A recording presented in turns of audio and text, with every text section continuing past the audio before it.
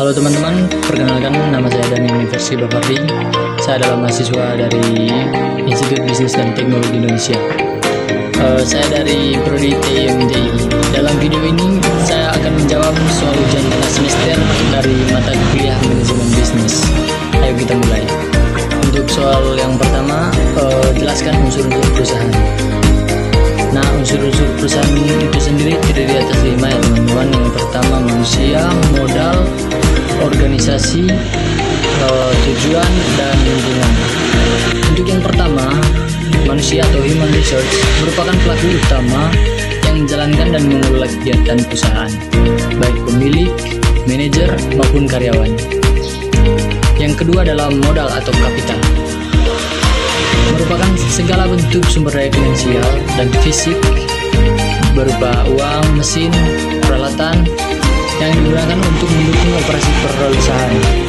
Yang ketiga ada organisasi, merupakan struktur yang mengatur hubungan kerja antar individu dalam proses kerja dalam perusahaan. Yang keempat adalah tujuan,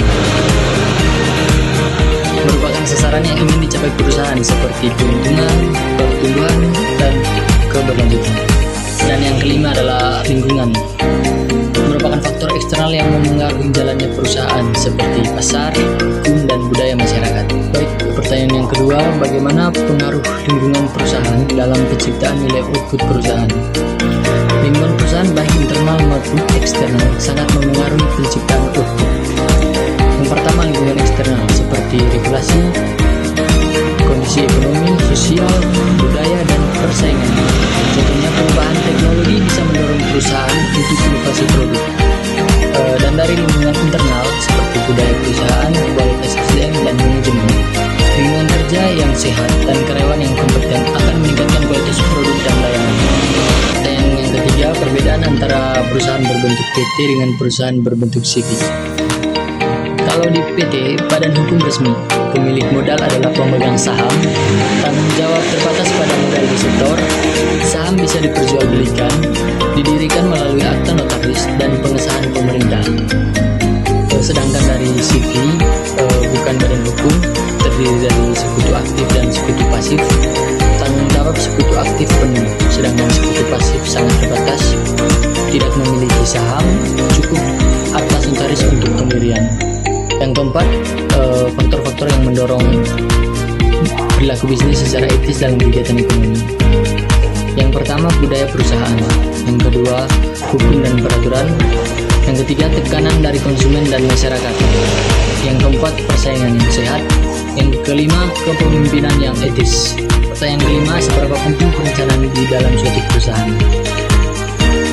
Nah, perencanaan sangat penting karena memberikan arah dan tujuan yang jelas, membantu dalam pengambilan keputusan, mengidentifikasi potensi risiko dan peluang, mengalokasikan sumber daya secara efisien, menjadi alat untuk evaluasi dan kontrol kinerja. Yang keenam, apa itu CSR dan apakah setiap perusahaan harus melaksanakan program CSR?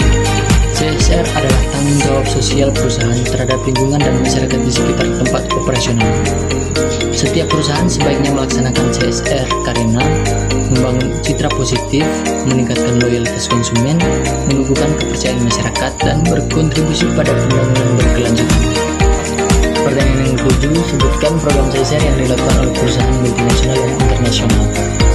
Contohnya program CSR Unilever dari sabun Lifebuoy. Tujuan dari program ini untuk meningkatkan kesadaran mencuci tangan dengan sabun.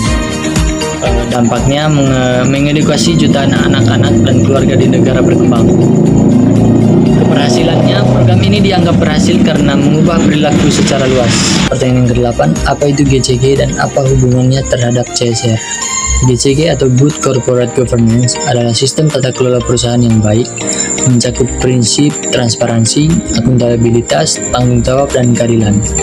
Hubungannya dengan CSR ada 3. Yang pertama, CSR adalah bagian dari prinsip tanggung jawab dalam GCG. Yang kedua, GCG mendorong pelaksanaan CSR yang terstruktur dan berdampak. Yang ketiga, manajemen CSR bukan sekedar formalitas tapi memberi hasil yang nyata. Baik, demikian penjelasan saya mengenai soal-soal UTS dari mata kuliah manajemen bisnis. Semoga penjelasan ini bermanfaat dan terima kasih telah menyimak.